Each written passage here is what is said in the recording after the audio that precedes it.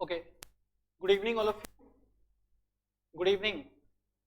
तो ध्यान दोगे बच्चों, लास्ट क्लास में हम लोग कॉन्सेप्ट डिस्कस किए थे of memorandum of association along with articles of association, है ना। ये दो चीजें हम लोगों ने डिस्कस किया था बेटे, ये दो कॉन्सेप्ट्स हम लोगों ने डिस्कस किया था इन आवर लास्ट सेशन। अब देखोगे आगे, as promised in your last class that in this session we will be discussing various doctrines। एक बार मैं कॉन्सेप्ट तुम लोगों के साथ डिस्कस कर लेता हूं, क्या क्या पढ़ने वाले, कौन कौन से डॉक्ट्राइन्स पढ़ने वाले हैं सर। तो पहले हम लोग पढ़ने वाले doctrine of ultra vires, doctrine of ultravirus, then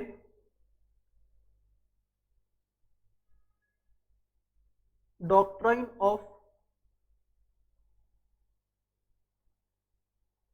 constructive notice, doctrine of constructive notice, as well as doctrine of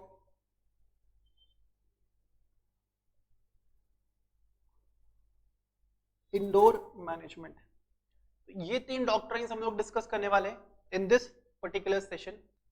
doctrine of ultra vires, then doctrine of constructive notice, as well as doctrine of indoor management. ध्यान देना सभी।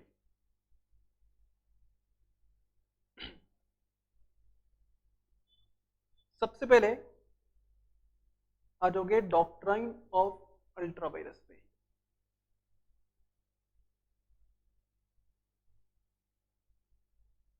Doctrine of ultra vires पे।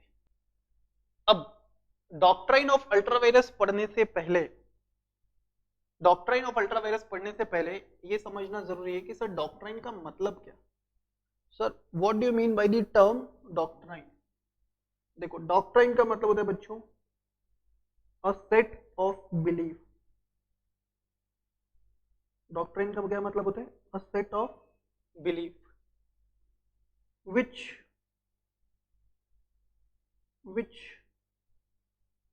kept on prevailing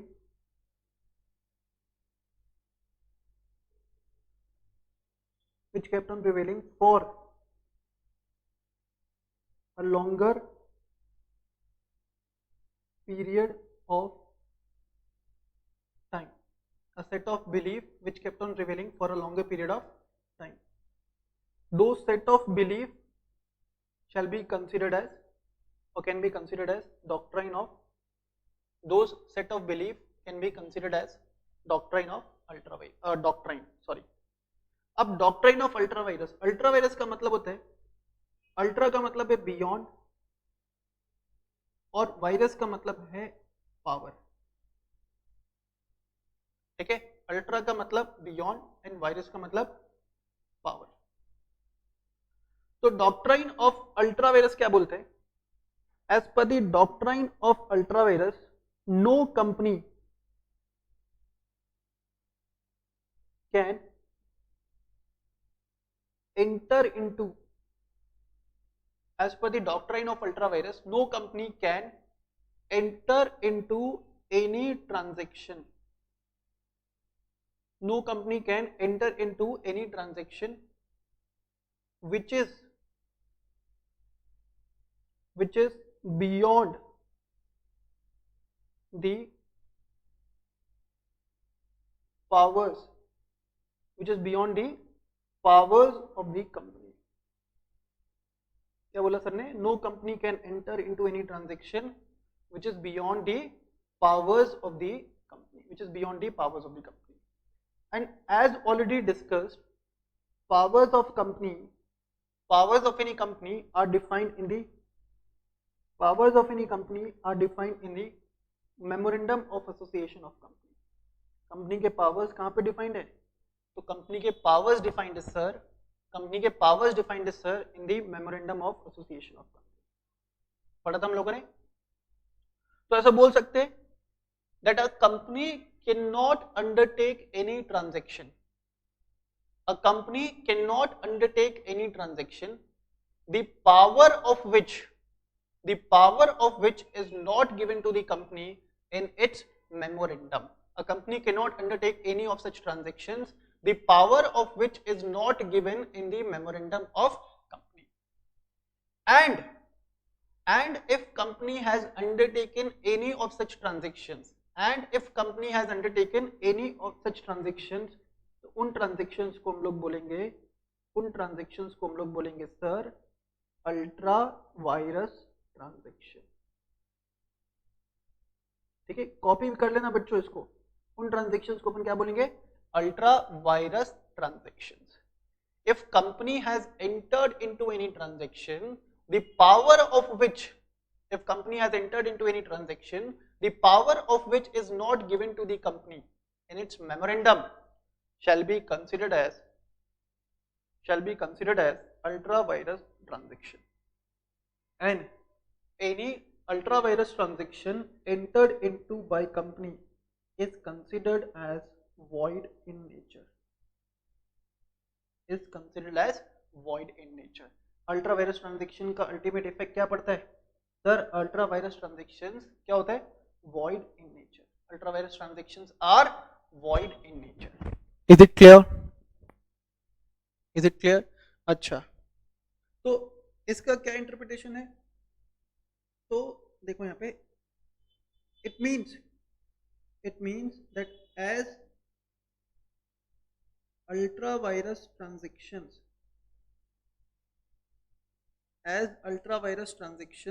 are void in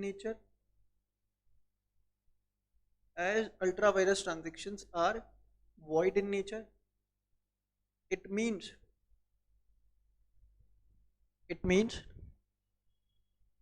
company cannot be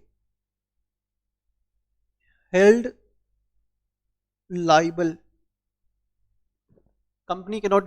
liable for any ultra virus transaction, as ultra virus transaction is void in nature, company cannot be held liable, company किसी भी ultra vires transaction के लिए liable नहीं ठहराई जा सकती है। ठीक है, as it is void in nature. एक और इंटरप्रिटेशन निकलता है, मैं यहां लिख देता हूं, in respect of any ultra vires transaction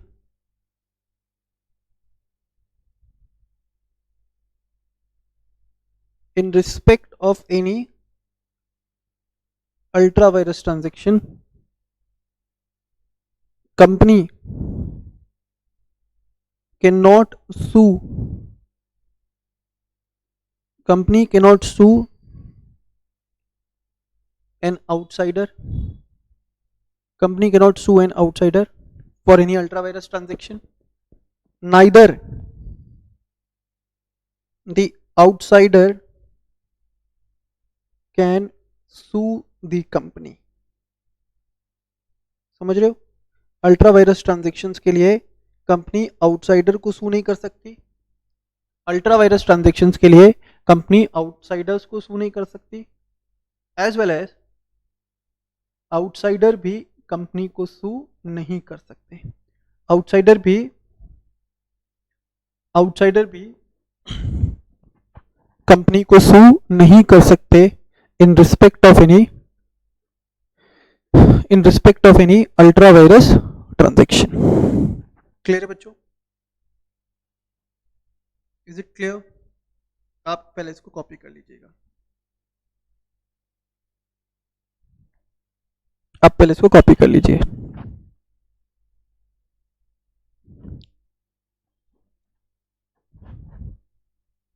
देखोगे अब कुछ सिचुएशंस में तुमको लिखवा देता हूं जो सिचुएशंस बन सकती in respect of an ultra vires transaction. देखो, एनी ट्रांजेक्शन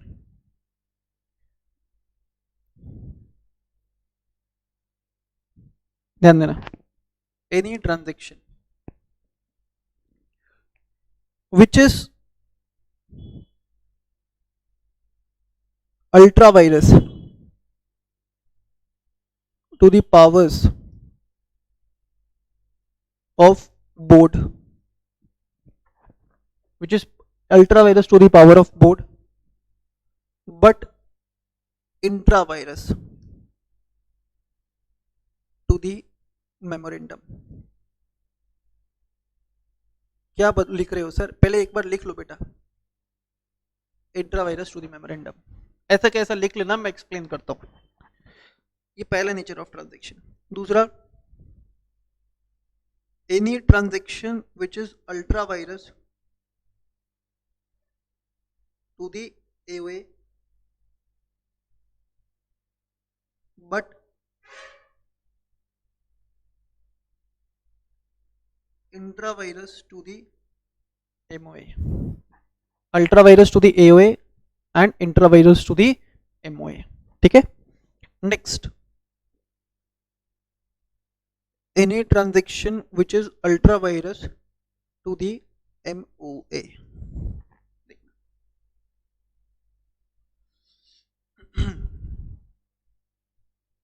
तो मैंने यहाँ पे तीन टाइप का सिचुएशन ड्रॉ किया, तीन सिचुएशंस ड्रॉ किया.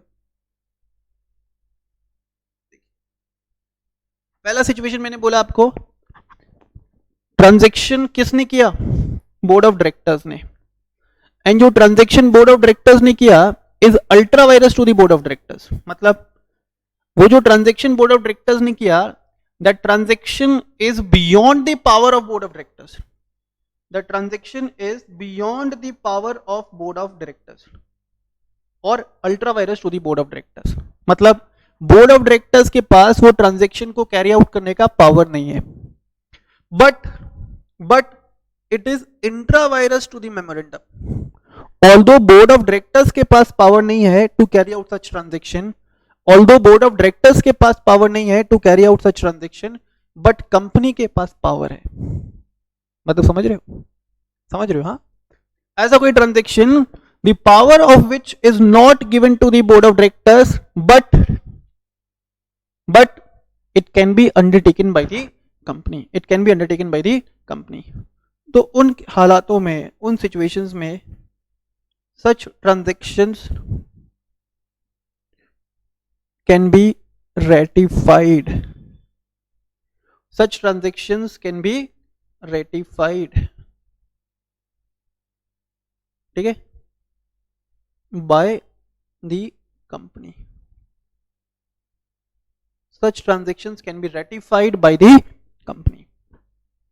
मतलब कंपनी ऐसे ट्रांजेक्शन्स को रेटिफाई कर सकती है if it is ultra vires to the board and intra vires to the memorandum. ठीक है. अगर रेटिफाई किया तो company shall be held liable for such transaction. अगर उनको रेटिफाई किया तो company shall be held liable for such transactions. ठीक है. Next transaction ultra vires to the AoA है but intra vires to the MoA. मतलब as per the articles company के पास पावर नहीं है, or which is beyond the powers of the articles. Any transaction which is beyond the powers of the articles but which is within the powers of the memorandum. Beyond the power of articles but within the power of memorandum. It can also be ratified. मैं वहां पे word use कर रहा हूं it can, मतलब ratify हो सकता है. रेटिफाई होगा ये जरूरी नहीं है, रेटिफाई हो सकता है, ये चीज ध्यान रखना. It can also be ratified by the company. ठीक है सर, चलो आगे आ जाओगे। Any transaction which is ultra vires to the memorandum. अभी ये यार मेमोरेंडम के बाहर चले गए ना तो कुछ नहीं हो सकता। बोर्ड ऑफ डायरेक्टर्स के पावर्स के बाहर था, काम चल सकता था। आर्टिकल्स के पावर्स के बाहर थे, काम चल सकता था। लेकिन अगर मेमोरेंडम के पावर के बाहर चले गए, मेमोरेंडम के पावर के बाहर चले गए, तो such transactions can not be ratified. Such transactions cannot be ratified. Is it clear? Is it clear? Clear too? Next.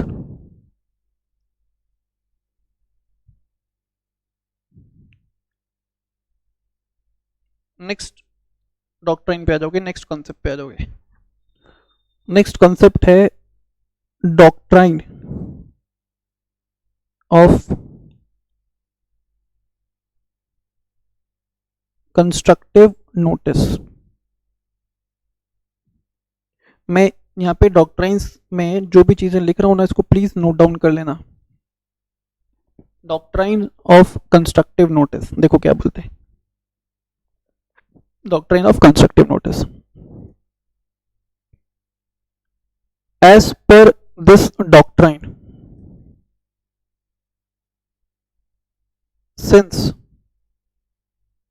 memorandum of association and articles of association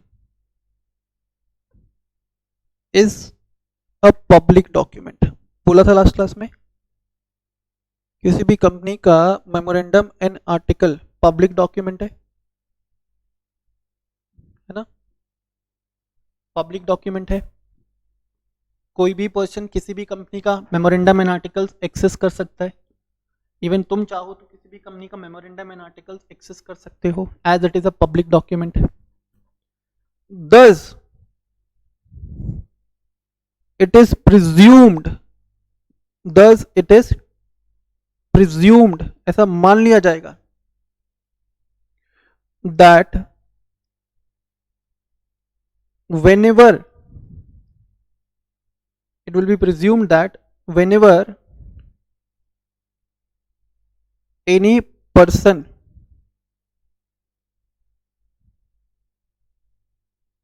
enters into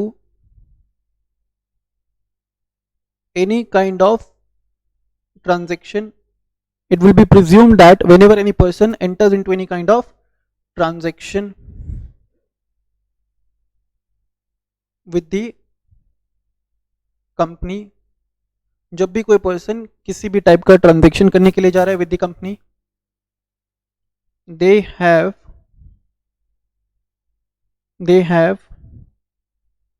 thoroughly read and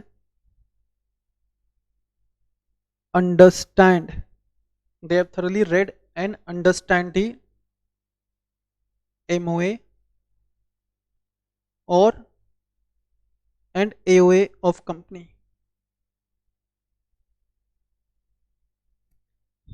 ठीक है, they have thoroughly read the memorandum and article of company and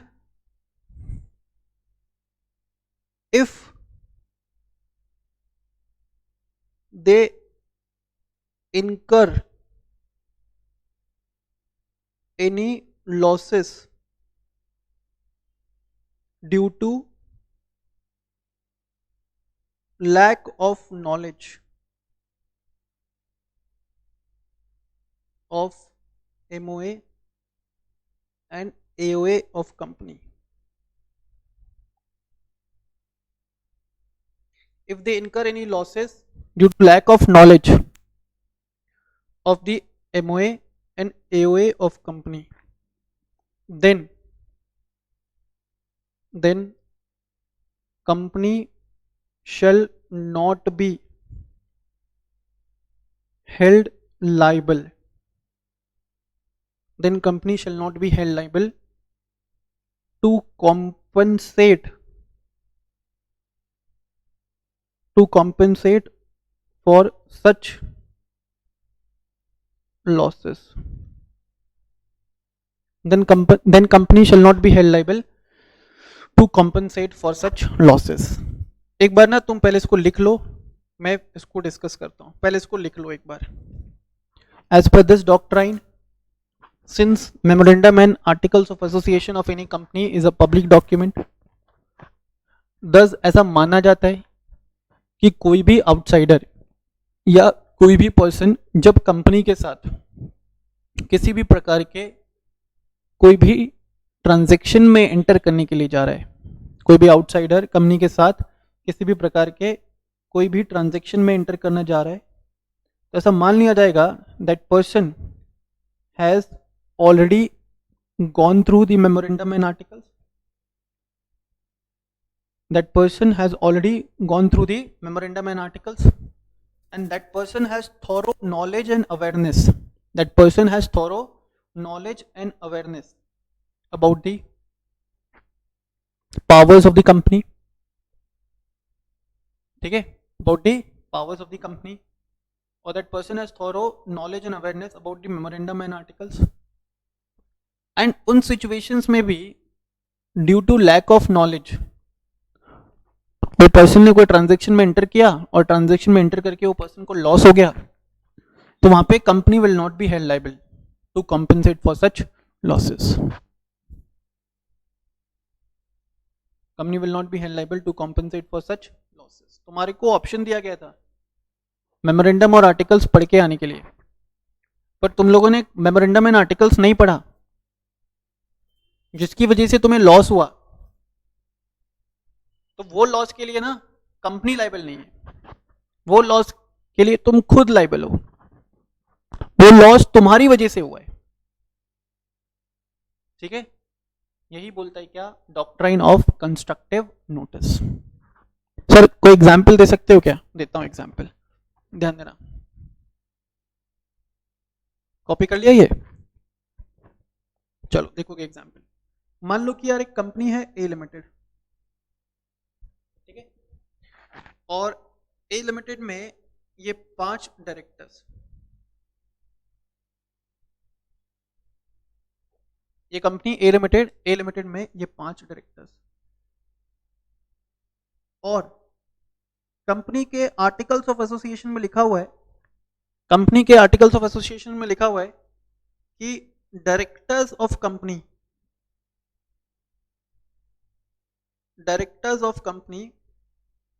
can borrow, directors of company can borrow an amount of rupees 2 lakhs, can borrow an amount of up to 2 lakh from any third party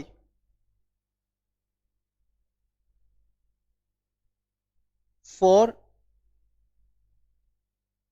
the purpose of business of the company, for the purpose of business of the company.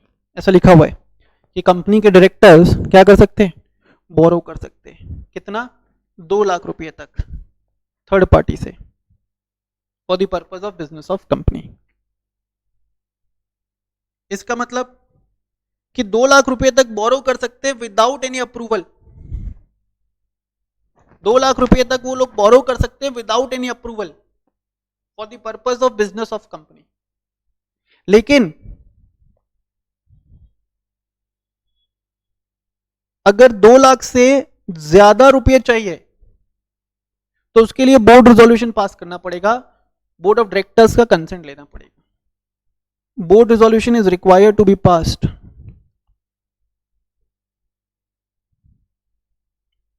in case if amount to be borrowed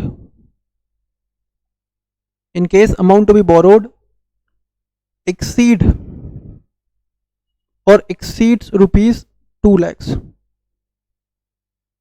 बोला अगर amount to be borrowed 2 lakh से ज्यादा हुआ तो उन cases में director को board of director से अप्रूवल लेना पड़ेगा by way of a board resolution.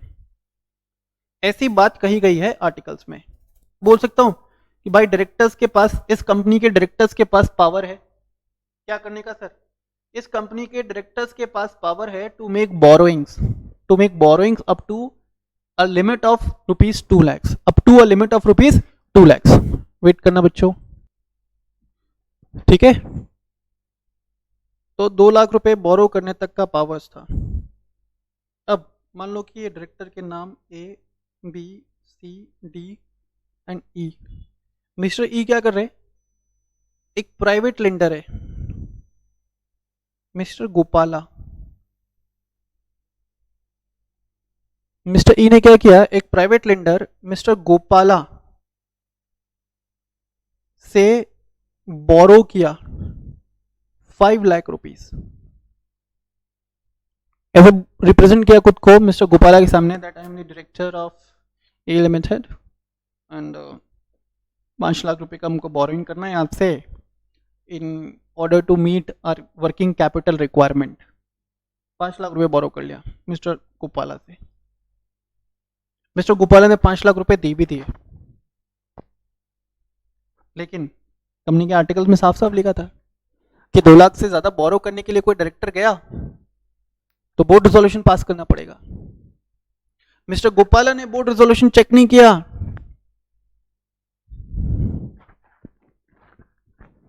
ऐसे बोल लो, मिस्टर गोपाला ने बोर्ड रिजोल्यूशन चेक नहीं किया, या मिस्टर गोपाला ने एमओए या एओए नहीं पढ़ा। अगर मिस्टर गोपाला ने एओए रेफर किया होता तो भाई आर्टिकल्स पढ़ा नहीं, मेमोरेंडम पढ़ा नहीं, बिना पढ़े दे दिए 5 लाख रुपए। बताओ, क्वेश्चन अराइज हुआ whether company is liable to repay.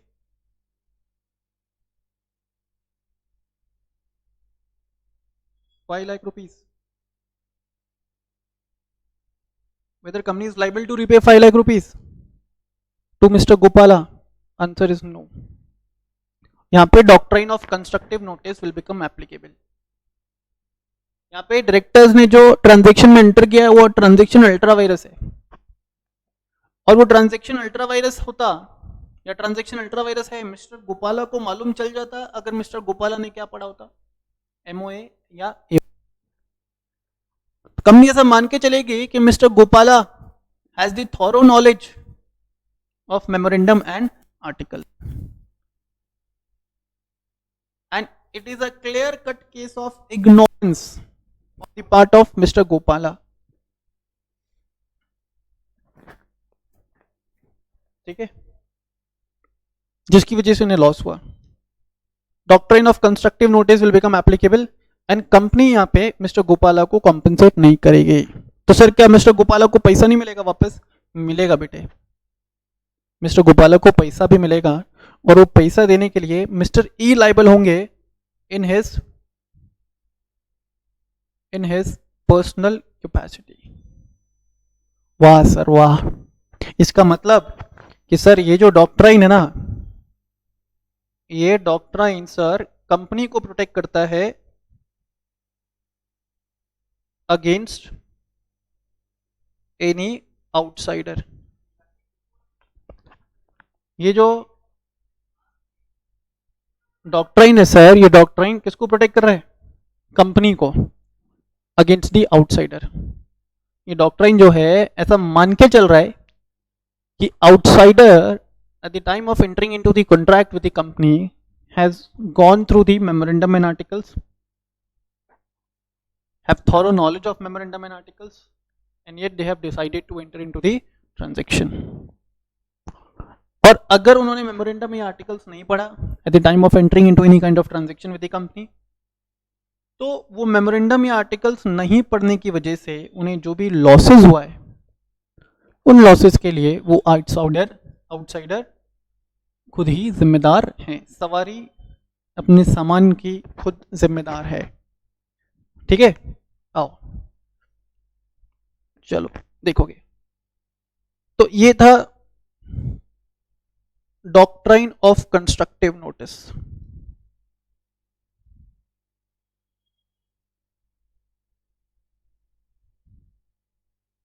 जिसने कंपनी को बचा लिया सर आउटसाइडर से। लेकिन आउटसाइडर्स को ये बात ऐसा होता है ना कि डाइजेस्ट नहीं हो पा रहे सर, पच नहीं रहा है। मिस्टर गोपाला को ये बात पच नहीं रहा है। मिस्टर गोपाला बोलते ये तो बड़ी जास्ती है हमारे साथ। सारे आउटसाइडर चिल्लाने लगे, बहुत जास्ती हो गई हमारे साथ, ये तो गलत बात है। जरूरी नहीं है कि हमारे पास हम पढ़े लिखे हो, जरूरी नहीं है कि हमारे पास इतना नॉलेज हो कि हम आर्टिकल्स ऑफ मेमोरेंडम को ठीक से पढ़ के इंटरप्रेट कर पाए।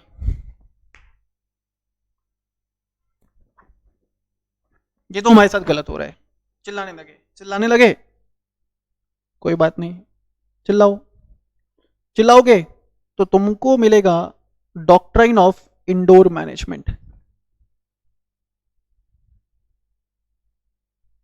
चिल्लाओगे, चिल्लाओ, इन्वेस्टर चिल्लाए, आउटसाइडर्स चिल्लाए।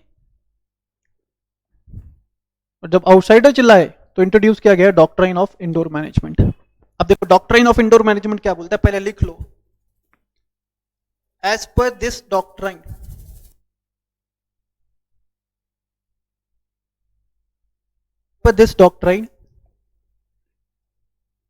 an outsider at the time of entering into the transaction,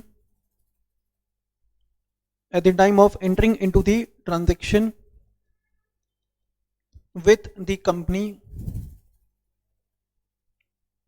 company shall presume, ऐसा मान लेगा, he shall presume that as far as internal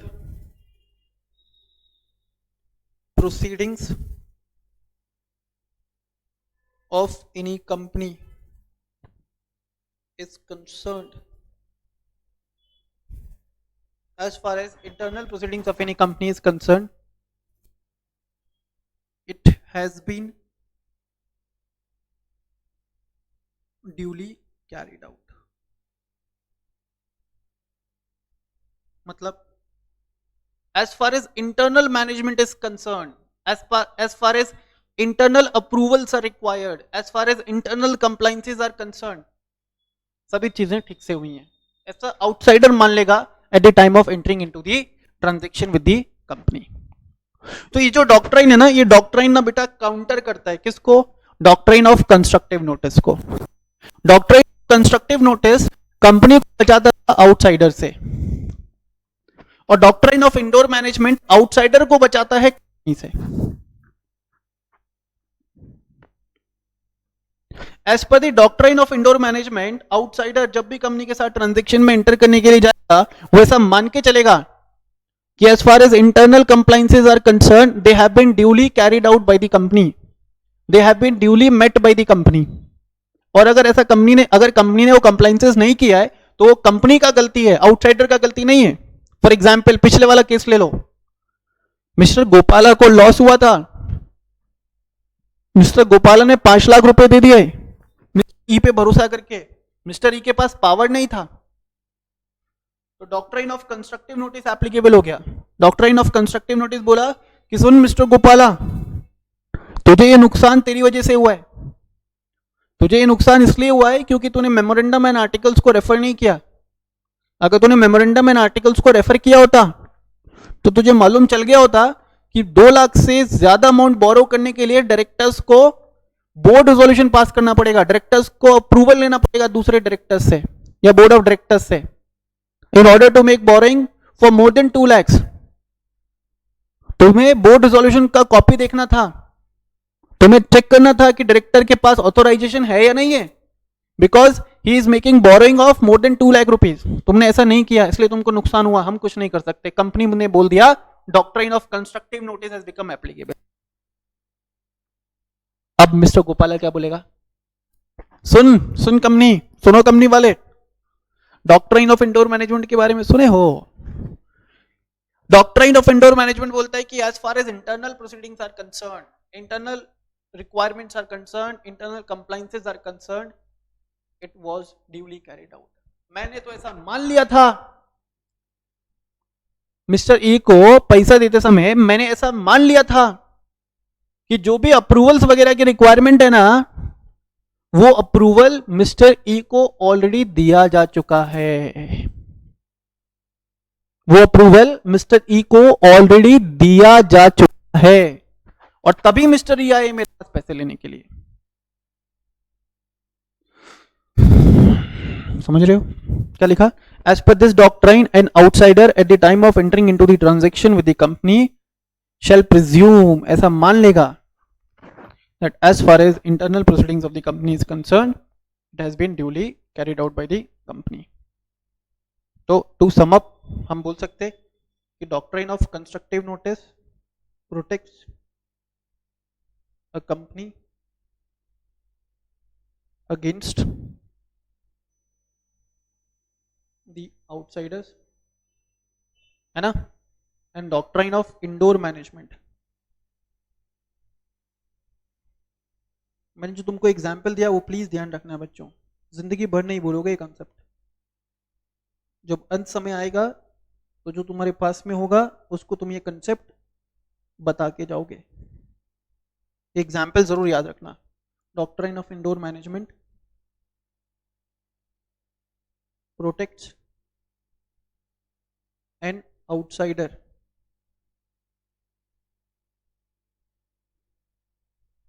against the protects an outsider against the company। ठीक है, तो ये concept discussion था। Next class के अंदर मैं इसका और डिटेल डिस्कशन करूंगा, इस पे कुछ एग्जांपल्स भी लूंगा, इनके कुछ एक्सेप्शंस भी दिए हुए हैं, वो एक्सेप्शंस भी मैं आपके साथ डिस्कस करूंगा। ठीक है, in a next lecture. Before moving on to that lecture, आप इंश्योर करिए कि आपने ये चीज़ों को पढ़ लिया है और समझ लिया है। ठीक है, पढ़ के समझ के कोई क्वेरी है तो आप मुझसे पूछ लीजिएगा, व्हाट्सएप पे मैसेज कर दीजिएगा। क्लियर है? Okay, till then bye bye.